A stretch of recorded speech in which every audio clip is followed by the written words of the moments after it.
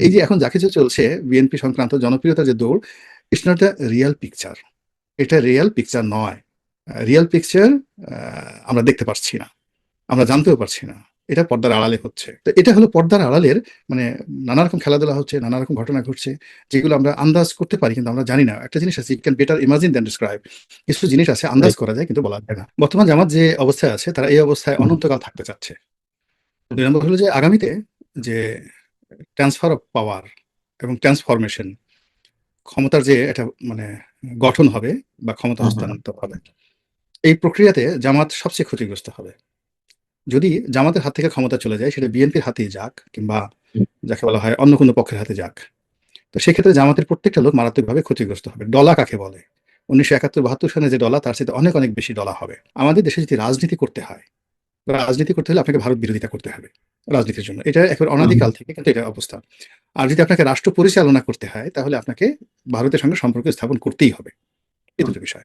তো জামাত যেহেতু দিল্লির সঙ্গে বা ভারতের কূটনীতিবিদদের সঙ্গে বৈঠক করছে, ইট মিনস তারা ক্ষমতায় যেতে চাচ্ছে। তো এই অবস্থাতে আপনি একটা বিরাট নির্বাচন করে ফেলবেন, সারা দুনিয়া কেঁপে উঠবে। আরে বাবা রে বাবা! বাংলাদেশে একটা নির্বাচন হয়েছে। মানে এই জিনিসগুলো মানে বলা যতটা সহজ, মানে এটা চিন্তা করাটা আসলে যেকোনো বুদ্ধিমান লোকের জন্য মানে আশরাফুল মাখলুকাত হিসেবে আপনি যদি নিজেকে বুদ্ধিমান মনে করেন, এই জিনিসগুলো চিন্তা করাটা রীতিমতো অপরাধ। আমন্ত্রণ জানাচ্ছি প্রিয় দর্শক, মানচিত্রের নিয়মিত আয়োজন কথোপকথনে। নির্বাচনের একটা তারিখ রয়েছে, সেই তারিখ অনুযায়ী নির্বাচন হবে, এটি সবারই প্রত্যাশা। কিন্তু আগামী নির্বাচন অনেক কঠিন, এমন কথা বারবার বলে আসছেন। এই মুহূর্তে রাজনৈতিক মঞ্চে যে দলটি সবচেয়ে জোরালো শক্তিশালী অবস্থায় আছে, বিএনপির নেতা তারেক রহমান। কঠিন বিষয়টি আসলে কি? এবং শুনতে পাচ্ছি জাতীয় সরকারের নিয়েও একটি পক্ষ থেকে নানান ধরনের দাবি উত্থাপন করা হচ্ছে। সব মিলিয়ে কোন দিকে আমরা যেতে যাচ্ছি? আদৌ নির্বাচন হবে কিনা? সেটি হলে কোন পর্যায়ে কি ধরনের হবে? এইসব বিষয় নিয়ে আমরা আলোচনা করব। এই বিষয়ে আলোচনার জন্য আমাদের সঙ্গে যুক্ত রয়েছেন সাবেক সংসদ সদস্য, রাজনৈতিক বিশ্লেষক গোলাম মাওলা রনি। গোলাম মাওলা রনি, আপনাকে স্বাগত জানাচ্ছি আমাদের অনুষ্ঠানে। আ অনেক, অনেক ভূমিকাতে যে কথা ওয়েলকাম। বলছিলাম, জি, আ যে কথা বলছিলাম যে তারেক রহমান সাহেব দেশে আসার আগে থেকেই এই কথাটি বলে আসছেন এবং দেশে আসার পরেও একাধিকবার এই কথাটি বলেছেন যে আগামী নির্বাচন অনেক কঠিন হবে। এই কঠিন শব্দটা আসলে কি জন্য তিনি মানে প্রয়োগ করছেন? নির্বাচনের প্রতিদ্বন্দ্বিতার ক্ষেত্রে কঠিন? নাকি নির্বাচন নিয়ে এখনো একটা সংশয়, সন্দেহ, এইসব জায়গা থেকে, নাকি আইন শৃঙ্খলা পরিস্থিতি? আপনার মতে কি আসলে কঠিন জিনিসটা বলতে তিনি কি বোঝাতে চাচ্ছেন? এটা মূলত একটা রাজনৈতিক পরিকল্পনা, কৌশল। মূলত আচ্ছা। যখন একটি রাজনৈতিক দলের প্রধান, আপনি শেখ হাসিনার জামানাতেও দেখবেন যে তিনি একেবারে ১৪ নির্বাচন, ১৮ নির্বাচন, ২৪ এর নির্বাচন, সব নির্বাচনের আগেই বলতেন, "এবারের নির্বাচন কিন্তু সবচেয়ে কঠিন হবে। জয়লাভ করা এত সহজ হবে না।"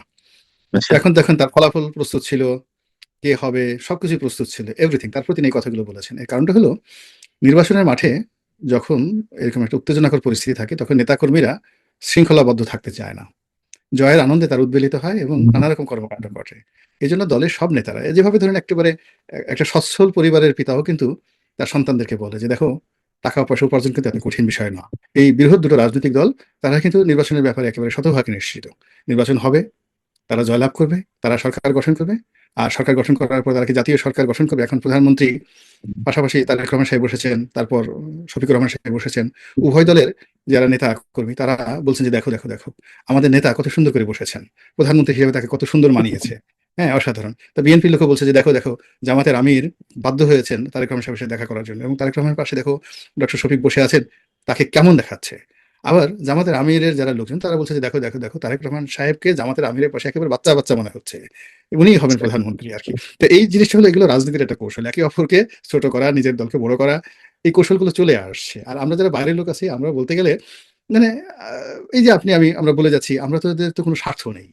কোনো দলের সঙ্গে আমাদের হুম, কোনো সম্পৃক্ততা নেই, কোনো লোভ নেই, লালসা নেই। ফলে মাঠের যে বাস্তব চিত্র আমরা বলে যাচ্ছি। এই বলে যাওয়ার ফলে কি হলো?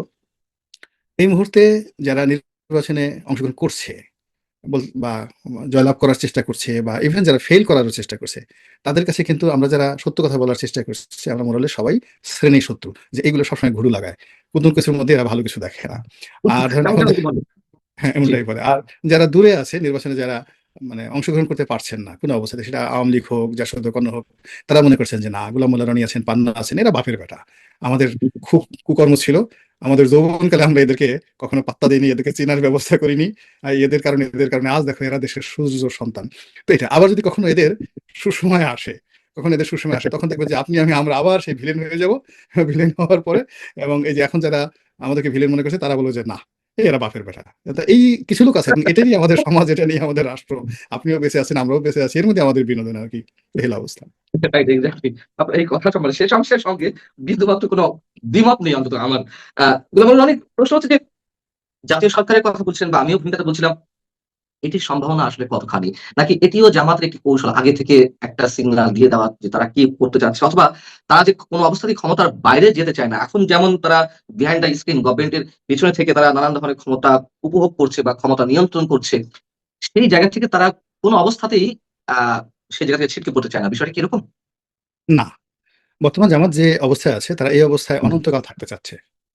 হুম, ২ নম্বর হলো যে আগামীতে যে ট্রান্সফার অফ পাওয়ার এবং ট্রান্সফরমেশন, ক্ষমতার যে একটা মানে গঠন হবে বা ক্ষমতা হুম, হুম, হস্তান্তর হবে। এই প্রক্রিয়াতে জামাত সবচেয়ে ক্ষতিগ্রস্ত হবে। যদি জামাতের হাত থেকে ক্ষমতা চলে যায় সেটা বিএনপির হাতেই যাক কিংবা হুম, যাকে বলা হয় অন্য কোনো পক্ষের হাতে যাক। তো সেক্ষেত্রে জামাতের প্রত্যেকটা লোক মারাত্মকভাবে ক্ষতিগ্রস্ত হবে। ডলা কাকে বলে? ১৯৭১-৭২ সনে যে ডলা তার চাইতে অনেক, অনেক বেশি ডলা হবে। তো যার জন্য জামাত যে কাজটা করছে তারা পাগলের মতো ছুটছে। পাগলের মতো ছুটছে এবং জামাতের কর্মকাণ্ড দ্বারা প্রত্যেকটা মানুষকে তারা কনফিউজড করে দিচ্ছে। মানে জামাত এখানে আসলে কি করতে চাচ্ছে হুম, হুম, এবং তারা কি করতে চায়, এটা মানে জামাতের হাতে গোনা কয়েকজন লোক ছাড়া বাইরের এমনকি জামাতের যারা নেতাকর্মী তারা কিন্তু এই বিষয়গুলো এখনো পর্যন্ত আন্দাজ করতে পারছে না। অর্থাৎ এখানে হুম, তারা দেখাচ্ছে কলা, ঢুকাচ্ছে মূলা, দেখাচ্ছে কোদাল আর পিছনে খুন্তা নিয়ে ঘোরাফেরা করছে। ঠিক এরকম একটা অবস্থা। তো সেক্ষেত্রে জামাতের আমিরের যে বৈঠক তারেক রহমান সাহেবের সাথে জাতীয় সরকার গঠনের যে প্রস্তাব থেকে শুরু করে আরো অনেক কিছু, এগুলো হলো জামাতের একটা কৌশল। প্রচন্ড একটা কৌশল। আর অন্যদিকে দেখেন ভারতের সঙ্গে রয়টার্সের যে সাক্ষাৎকারে তারা যেটা প্রকাশ হুম, করেছে, হুম, হুম, ভারতের সঙ্গে তাদের যে বৈঠক, এটাও হলো তাদের রিয়ালিটি। যে তারা ধরে নিয়েছে যে আগামীতে একটা জিনিস বোঝার চেষ্টা করুন, আমাদের দেশে যদি রাজনীতি করতে হয়, রাজনীতি করতে হলে আপনাকে ভারত বিরোধিতা করতে হবে রাজনীতির জন্য। এটা একেবারে হুম, অনাদিকাল থেকে কিন্তু এটা অবস্থা। আর যদি আপনাকে রাষ্ট্র পরিচালনা করতে হয় তাহলে আপনাকে ভারতের সঙ্গে সম্পর্ক স্থাপন করতেই হবে। এই হুম, দুটো বিষয়। তো জামাত যেহেতু দিল্লির সঙ্গে বা ভারতের কূটনীতিবিদদের সঙ্গে বৈঠক করছে, ইট মিনস তারা ক্ষমতায় যেতে চাচ্ছে। আর তারা যদি কেবলই মাত্র রাজনীতি করতে চাইতো তাহলে তারা ওই এনসিপি যে ভাষায় কথা বলছে, তারা যে ভাষায় মাঠে কথাবার্তা বলছে, তারপর হুম, তাদের যে কতগুলো টোকা ইউটিউবার আছে ভাড়া করা, তারা যে কথাগুলো বলছে, হুম, হুম, ঠিক ওই সবাই এক সুরে কাক্কা হুয়া করত। কিন্তু এর বাইরে যে তারা যে ভারতের সঙ্গে বৈঠক করছে, এটা হলো বিএনপির জন্য, তারেক রহমান সাহেবের জন্য একটা অ্যালার্মিং। যে এখানে জয়শঙ্কর এসে দেখা করেছেন তার সঙ্গে। তিনি জামাতের অফিসে যাননি, জয়শঙ্কর জামাতের অফিসে যাননি। এটা নিয়ে আনন্দ পাওয়ার কোনো কারণ নেই। জামাতের আমিরের সঙ্গে যে জয়শঙ্করের দেখা হয়নি, নরেন্দ্র মোদির কথা হয়নি, এ কথা আমি অন্তত বুকে হাত দিয়ে না বলতে পারব না। জামাতের আচ্ছা। পক্ষে সবকিছু সম্ভব। হুম, হুম, বুঝতে পারছেন ঘটনাটা? সবকিছু সম্ভব। তো সেক্ষেত্রে জয়শঙ্করের সঙ্গে যেমন বিএনপির দেখা হলো, কথা হলো, এটা যেভাবে আমরা দেখতে পাচ্ছি, এটা হলো শরিয়ত। মানে যেটা দৃশ্যমান। আর হুম, জামাতের সঙ্গে যে ভারতীয় কূটনীতিবিদদের যে দেখা সাক্ষাৎ হয়েছে, এটা হলো মারেফত। এখন এই যে শরিয়ত এবং মারেফতের যে যুদ্ধ চলছে বাংলাদেশে, মূলত রাষ্ট্র ক্ষমতায় আসার একটা প্রতিযোগিতা। এবং হুম, এখানে আপনাকে একটা জিনিস বুঝতে হবে যে বিএনপি একটা পপুলার দল। আপনার জনপ্রিয়তা বা পপুলারিটি একটা রাজনৈতিক দলের জন্য বেশিরভাগ ক্ষেত্রে লায়াবিলিটিস হয়। আর ক্ষমতায় আসার জন্য, ক্ষমতা পরিচালনা করার জন্য একটা রেজিমেন্টাল ফোর্স লাগে। মানে সুসংবদ্ধ একটা শক্তি লাগে, প্রশিক্ষিত একটি বাহিনী লাগে। যেটি বিএনপির নেই। সত্যি কথাই বিএনপির নেই। এটি শেষ পর্যন্ত আওয়ামী লীগের পতন হয়েছে, আওয়ামী লীগেরও ছিল না। কোনো হুম, প্রশিক্ষিত, তাদের শুধুমাত্র ক্ষমতার দম্ভ ছিল, আর অহংকার ছিল, আর জনপ্রিয়তা ছিল, সমর্থন ছিল। কিন্তু সত্যিকার অর্থে আপনি দেখুন যে রাষ্ট্র পরিচালনা করার জন্য, কূটনৈতিকভাবে দক্ষতা অর্জনের জন্য, প্রেস, মিডিয়া থেকে শুরু করে মানে রাষ্ট্রের যে স্তম্ভগুলো আছে প্রত্যেকটা জায়গাতে ইফেক্টিভলি সম্পর্ক স্থাপন করার জন্য আওয়ামী লীগের কোনো রেজিমেন্টাল ফোর্স ছিল না। তারা ছিল ধরো, মারো, খাও, টাকা হুম, হুম। পাচার করো, নিজের পকেট ভারী করো, আর সমস্ত অপকর্ম নিজে করো, করে সব দায়-দায়িত্ব শেখ হাসিনার উপর চাপিয়ে দাও। ঠিক একই ধরনের দালালি কিন্তু এখন ধরেন তারেক তারেক রহমানকে রহমান ঘিরে সাহেব হচ্ছে। হ্যাঁ, তারেক রহমান হচ্ছে। কিন্তু এই দালালি কিন্তু শফিকুর রহমানকে নিয়ে হচ্ছে না। শফিকুর রহমান সাহেবকে নিয়ে একবারই শুধু ওই কি এক ওয়াজ করে রাশ্মিকা মান্দানার ওই যে কে যেন একটা হুম, আছে এবার এমপি ইলেকশন হুম, করবে। তো সে একবার বলেছিল টাটকা ওলি, টাটকা ওলি। এই একটা কথায় কিন্তু জামাত এরপর কিন্তু সতর্ক হয়ে গেছে। তা ইট মিনস যে it's not a regimental force. একটা রাষ্ট্র পরিচালনা করার জন্য তাদের যে রেজিমেন্টাল ফোর্স দরকার সেটা নাই, কিন্তু জামাতের আছে। তো কাজেই আমরা যে দৃশ্য দেখছি, আমরা দেখছি জনপ্রিয়তা। জনপ্রিয়তা জাস্ট লাইক এ সিনেমাটিক। নায়ক রাজ রাজ্জাক বা দিলীপ কুমার তারা অভিনয় করছে পর্দাতে আপনি দেখছেন। আর সিনেমা হল থেকে বের হয়ে আসবেন, এসে দেখবেন রিয়ালিটি যে আপনি যা ছিলেন তাই আছেন। তো এখন হুম, এই যে এখন যা কিছু চলছে বিএনপি সংক্রান্ত জনপ্রিয়তার যে দৌড়, it's not the Real picture. এটা রিয়াল পিকচার নয়। রিয়াল পিকচার আমরা দেখতে পারছি না, আমরা জানতেও পারছি না। এটা পর্দার আড়ালে হচ্ছে, খেলাধুলা হচ্ছে। কে সেই এমপি বিশ্লেষণ হবেন? নিশ্চয়ই আপনার রয়েছে। সেই বিশ্লেষণ নিশ্চয়ই আপনার রয়েছে। কেমন হতে পারে জি। সেই খেলাটি? খেলাটি আমার কাছে যেটা ভয় হচ্ছে, আমার কাছে যেটা ভয় হচ্ছে যে আ মানব সমাজে যখন কোনো একটা দুরাচার, ভ্রষ্টাচার, একটা মন্দ জিনিস আম চালু হয়ে যায়, এটা সহজে ২০০-৪০০ বছরে এটা যায় না। আপনি দেখেন কোন আমলে মানুষ মদ খেত?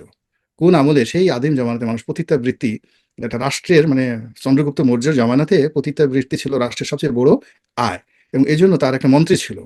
অর্থাৎ আপনি বোঝার চেষ্টা করেন চন্দ্রগুপ্ত মৌর্য পৃথিবীর সবচেয়ে বড় একটা সাম্রাজ্যের অধিপতি ছিলেন যখন সম্মিলিত ভারতের মানে এখন হলো ৩৬ লক্ষ বর্গ কিলোমিটার। আর চন্দ্রগুপ্ত হুম, মৌর্যের রাজত্ব ছিল ৫৫ লক্ষ বর্গ কিলোমিটার। তো সেই রাজ্যের একজন মন্ত্রী ছিল গণিকা মন্ত্রী, বেশ্যা মন্ত্রী। এবং সেখানে বেশ্যাদের একটা অ্যাসোসিয়েশন ছিল এবং বেশ্যারা তাদের নেতারা অবাধে রাজদরবারে প্রবেশ করতে পারত। সরাসরি সম্রাটের সাথে দেখা করতে পারত। তো এই যে বেশ্যা সংক্রান্ত যে ব্যবসা চন্দ্রগুপ্তের জমানাতে আপনি কি মনে করেন আধুনিক কালে কি সেটা বন্ধ হয়েছে? আমরা তো অনেক আধুনিক হয়েছি। বন্ধ হয়নি। একটা হুম, সময় আফিম খেত মানুষ, গাঁজা খেত। এখন সেই গাঁজা খেয়ে আফিম বন্ধ হয়েছে বরং এটাকে আরো মানে আল্ট্রা মডার্ন করে হাজারো রকম নেশা, হুম, চুরি ডাকাতি, আদিম পেশা এটা কি বন্ধ হয়েছে? কোনটা বন্ধ হয়নি। তো এখন এই যে বাংলাদেশের নির্বাচন সংক্রান্ত যে বদমাইশি শুরু হয়েছে বিভিন্ন সময়টাতে ব্যালট বাক্স ছিনতাই করতে হবে, জাল ভোট হুম, দিতে হুম, হবে, রাতের ভোট করতে হবে। তারপর শেষে ভোট কেন্দ্রে ৫% ভোটার না আসলেও ৭০% ভোটার বলতে হবে। ভোট হবে একরকম, রেজাল্ট হবে একরকম, ঘোষণা হবে একরকম। এটা একটা মানে যাকে বলা হয় আমাদের একটা স্বপ্নের মতো হয়ে গেছে। এটা চায় সবাই। এখন যারা মাঠে আছে তারা চিন্তা করে যে ইস! শেখ হাসিনা তার নেতাকর্মীদের জন্য কত ভালো ছিল। কেবলমাত্র তারা নির্বাচনের মাঠে যেত, ঘুমিয়ে থাকতো, সকালবেলা উঠে দেখতো তারা এমপি হয়ে গেছে। Auto MP. এবং তারা খালি শুধুমাত্র শেখ হাসিনাকে তেল দিত। আর কিছু করত না, তারা মন্ত্রী হয়ে যেত।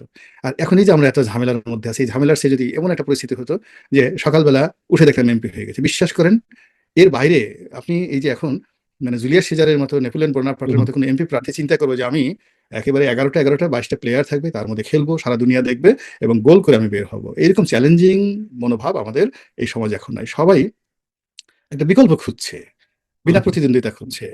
তারা চাচ্ছে যে মাঠে প্রতিদ্বন্দ্বী না দাঁড়াক। এখন এই যে মাঠে এখন যে অবস্থা হচ্ছে বিশ্বাস করেন যার যেখানে ক্ষমতা আছে কেউ মাঠে প্রতিদ্বন্দ্বীকে দাঁড়াতে দিচ্ছে না।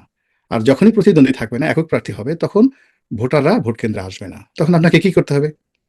ব্যালট বাক্স ছিনতাই করতে হবে, হুম, ভরতে হবে, সবকিছু করতে হবে। এখন এবার যে জটিল হয়ে গেছে, সেই জটিল অবস্থায় ব্যালট বাক্স সিল মারা, ভোট দেওয়া সব মিলিয়ে একটা যন্ত্রণাদায়ক হয়ে যাবে সব মিলিয়ে। তো এটা হলো পর্দার আড়ালের মানে নানা রকম খেলাধুলা হচ্ছে, নানা রকম ঘটনা ঘটছে, যেগুলো আমরা আন্দাজ করতে পারি কিন্তু আমরা জানি না। একটা জিনিস আছে, you can better imagine than describe.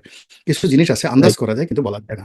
তো হুম, সেই দিক থেকে মানে অতীতে যেহেতু আমাদের মানে যে জিনিসগুলো অন্যায় হয়েছে, এখন আমরা আমাদের সুবিধা মতো যখন আওয়ামী লীগ অপকর্ম করেছে, আমাদের সুবিধা ছিল তাদেরকে গালাগাল করা, এজন্য আমরা গালাগাল করেছি। আর হুম, হুম, আমরা এই জিনিসটা মরে গেলেও করব না। এই ধরনের কোনো ক্যারেক্টারিস্টিক্স গত কয়েক মাস আমাদের চরিত্রে ফুটে ওঠেনি। আপনি দেখেন রাইট। কোন আমলে সেই জিয়াউর রহমান সাহেব কিংস পার্টি করেছে, কোন আমলে এরশাদ সাহেব কিংস পার্টি করেছে। আমরা কি তার বাড়ি যেতে পেরেছি? আমরা কি এই আমলে কিংস পার্টি করিনি? আমরা সেই কিংস পার্টিকে প্রতিষ্ঠা করার জন্য কি না করেছি? সর্বোচ্চ চেষ্টা এক্সাক্টলি। করেছি। কোন আমলে রাষ্ট্র ক্ষমতা ব্যবহার করে এরশাদ সেই জনতা টাওয়ার করেছে। আমরা কি এই জামানাতে এরশাদের সেই জনতা টাওয়ারের চেয়ে বেশি দুর্নীতি করিনি? অপকর্ম করিনি গত ১৫ মাসে? আমরা একটা সময় আওয়ামী লীগ, বিএনপি বিভিন্ন লোকের হাওয়া ভবনকে দায়ী করি। আওয়ামী লীগের সেই সালমান এফ রহমানকে গালাগালি করছি। আপনার এই সময়ের মধ্যে গত ১৫ মাসে আপনি যদি প্রপোর্শনেট দেখেন, আমাদের যে দুর্নীতি গত ১৫ বছরের চেয়ে কি বেশি হয়নি? এই যে অবশ্যই। বিষয়গুলো তাহলে তা আপনি যে একটা ভালো কিছু আশা করবেন, সেটাতে একটা ফান্ডামেন্টাল বেসিক প্রিন্সিপাল থাকতে হবে, ফাউন্ডেশন থাকতে হবে। এখন যেখানে আইন শৃঙ্খলার ৬ ধারে ৯ ধার নেই। সবকিছু লড়র-ভড়র। যেটাকে আমরা আঞ্চলিক ভাষায় বলি তালবাল পাকায় গেছে আরকি ঠিকমতো। তো সেই যে একটা অবস্থা, সেই অবস্থার মধ্যে আপনি শুয়ে ১০০ টা গোকরা সাপের মানে গর্ত চারিদিকে আছে। তার মধ্যে বসে আপনি চিন্তা করছেন যে আপনি সেখানে স্বপ্ন বাসর সাজাবেন। সেই পরীর স্থান থেকে পরী আসবে, পরীকে বিয়ে করে আপনি সেখানে বাসর করবেন। অথচ আপনার চারিদিকে অসংখ্য গোকরা সাপ কিলবিল করে করছে। আপনাকে সবাই তো বলবে এটা একটা বদ্ধ উন্মাদ। এখন বাংলাদেশের যে সার্বিক অবস্থা, সেই অবস্থাতে টাকা ছাপিয়ে বেতন দিতে হচ্ছে। ব্যাংকগুলোর হুম, মানে এই যে ৫-৬ টা ব্যাংক একত্র করা হলো। ৩০,০০০ কোটি টাকা, এর আগে ২০,০০০ কোটি টাকা ছাপিয়ে দেওয়া হলো। ইসলামী ব্যাংকগুলোকে সব ২০,০০০ কোটি টাকা ভ্যানিশ। আবার ৩০,০০০ কোটি টাকা ছাপিয়ে নতুন একটা ফান্ড তৈরি করে এই ব্যাংকগুলো তৈরি করে দেওয়া হলো। এখন পর্যন্ত এই ব্যাংকের মানে যার জমা আছে তারা টাকা ফেরত পেয়েছে বা ব্যাংকিং শুরু করেছে কোনো ওয়ে নাই। বেশিরভাগ সরকারি ব্যাংকগুলো কি অবস্থা চলছে উই ডোন্ট নো, আমরা সেটা জানি না। ডাইরেক্ট ফরেন ইনভেস্টমেন্ট বন্ধ, বিনিয়োগ বন্ধ, কোনো ইন্ডাস্ট্রি হচ্ছে না। ১,০০,০০,০০০ লোক বেকার হয়ে পড়েছে। বিদেশে ম্যান পাওয়ার বলতে গেলে বন্ধ। বিদেশে কোনো লোক যাচ্ছে না। কোনো লোক যাচ্ছে না। বিদেশে পাসপোর্টের আমাদের বাংলাদেশের পাসপোর্ট এটা রীতিমতো এখন একটা অবমাননাকর বিষয় হয়ে গেছে। হুম, এমনকি হুম, ভুটানও আমাদেরকে এখন ভিসা দিতে চাচ্ছে না। তো এই অবস্থাতে আপনি একটা বিরাট নির্বাচন করে ফেলবেন। সারা দুনিয়া কেঁপে উঠবে, আরে বাবা রে বাবা, বাংলাদেশে একটা নির্বাচন হয়েছে। মানে এই জিনিসগুলো মানে বলা যতটা সহজ, মানে এটা চিন্তা করাটা আসলে যেকোনো বুদ্ধিমান লোকের জন্য, মানে আশরাফুল মাখলুকাত হিসেবে আপনি যদি নিজেকে বুদ্ধিমান মনে করেন, এই জিনিসগুলো চিন্তা করাটা রীতিমতো অপরাধ। এটা ক্রিমিনাল অফেন্স। তো সেই দিক থেকে এখন হচ্ছে, অনেক কিছু হচ্ছে আমাদের দেশে। তো যেমন নির্বাচন হচ্ছে দেখছি, তার সাথে সাথে ওই যে থানায় বসে যে একটা ছেলে বললো যে আমি মানে এই থানা পুড়িয়ে দিয়েছি, আমি পুলিশ পুড়িয়ে দিয়েছি। হ্যাঁ, তো ওইগুলো তো আমরা দেখছি। দেখে আমি কি করছি? আমাদের তো ওই কথা শোনার সঙ্গে, সঙ্গে সেই মমতাজের গানের মতো যে, "এবার তুমি যদি বাড়িতে না আসো, শাড়িতে আগুন লাগাই দেব।" এই কথা শোনার পর যদি আমাদের কোনো লোক নিজের গায়ে আগুন ধরায় দিত যে, এরকম একটা অসভ্য সমাজে যেখানে মানে একজন দুর্বৃত্তের সামনে বসে একজন আইন কর্মকর্তা বসে থরথর করে কাঁপতেছে এবং তাকে সে গ্রেপ্তার করা হয়েছে। গ্রেপ্তার করছে যখন, আবার আব্বা, আব্বা করে তাকে ছেড়ে দেওয়ার জন্য ছেড়ে দিয়ে তারপরে তারা রীতিমতো খাবার খেয়েছে। হ্যাঁ, ওই তো আমার কাছে মনে হয় যে ওরে যখন গ্রেপ্তার করছে, যে গ্রেপ্তার করছে ওর খাওয়া বন্ধ। ওর পর তো খায় নাই।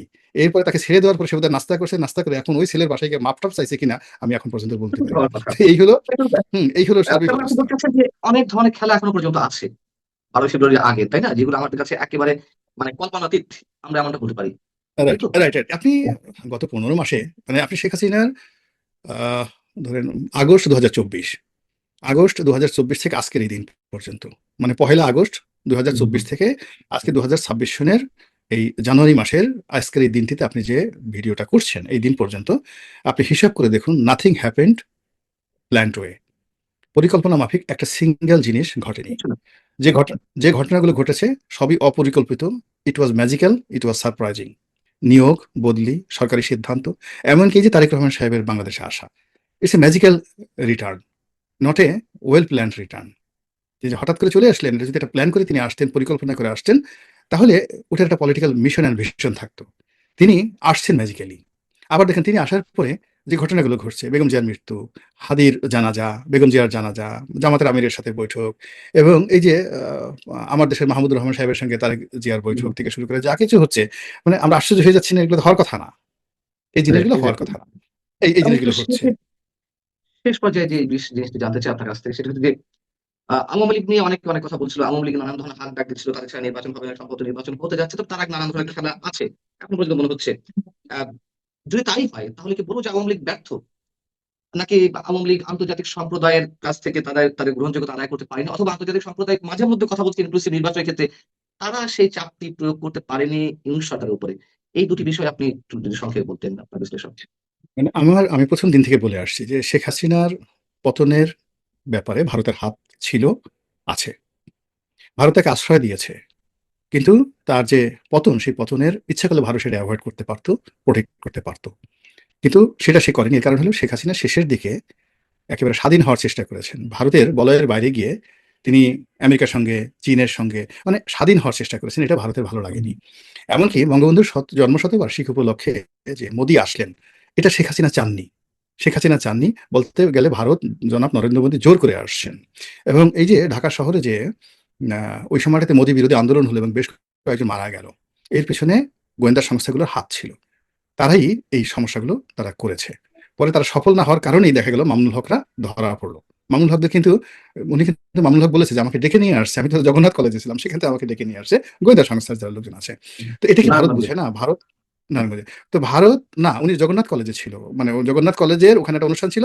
ওখান থেকে আচ্ছা, বাইতুল আচ্ছা। মোকাররমে গণকবর সেইটা। পরবর্তীতে যখন আন্দোলনটা ফেইল করল, সে যখন পরাজিত হয়ে নারায়ণগঞ্জে রিল্যাক্স করতে গেল, ওখানে হুম, গিয়ে হুম, তাকে হুম, ধরে হুম। ফেলল। ঠিক, মানে রাইট। এই হলো অবস্থা। তো এখন এই যে আমাদের গোয়েন্দা সংস্থাগুলো, রাষ্ট্রীয় বাহিনীগুলো, তারা বিভিন্ন রকম খেলাধুলা করে, যাদেরকে ইউজ করে আর সময় হলে তাদেরকে ছুঁড়ে ফেলে দেয়। তো এরকম বিদেশি রাষ্ট্রগুলো আপনি দেখেন, এই যে এখন কি হচ্ছে, পুরো যে মাদুরো মানে ভেনেজুয়েলার যে প্রেসিডেন্ট, হুম, তাকে হুম, হুম। গ্রেপ্তার করা হলো। এখন সেখানে তারা কিন্তু একজনকে নোবেল পুরস্কার দিয়ে মাসাদোকে রেডি করে রাখছিল যে ওখানে হুম, হুম। বসাবে। তো আজকে ডোনাল্ড ট্রাম্প, আপনার এখানে আসার আগে জিজ্ঞাসা করলাম, ডোনাল্ড ট্রাম্পকে জিজ্ঞাসা করছে সাংবাদিকরা যে আপনারা কি মাসাদোকে ক্ষমতায় বসাবেন কিনা? তো উনি বললেন যে সে ইফিশিয়েন্ট না, তার যোগ্যতা নাই। ২ নম্বরে সে জনপ্রিয় না, সে ওখানে জনপ্রিয় না, আর তার কোনো সংগঠন নাই। ফলে ভেনেজুয়েলার মতো একটা রাষ্ট্রে সে মানে আমাদের পছন্দ হওয়া সত্ত্বেও চালাতে পারবে না। এটাই কিন্তু একটা বিরাট মেসেজ। মানে রাইট। এখন মানে মানে আপনি রাশিয়া বলেন, ভারত বলেন, তারপরে আ আমেরিকা বলেন।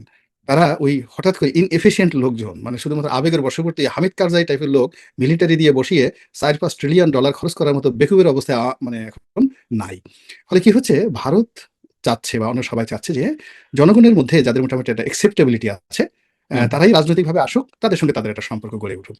তো সেই দিক থেকে বাংলাদেশের যে রাজনীতির যে ফিল্ড, সেই ফিল্ডে জনপ্রিয় হয়ে আওয়ামী লীগ ফিরে আসবে আর প্রকাশ্যে মানে চালচলন করবে, ঘোরাফেরা করবে, এই পরিস্থিতি তৈরি হতে আরো ২ দশক সময় লাগবে। যদি না ভারত কোনো সার্জিক্যাল স্ট্রাইক করে শেখ হাসিনাকে এনে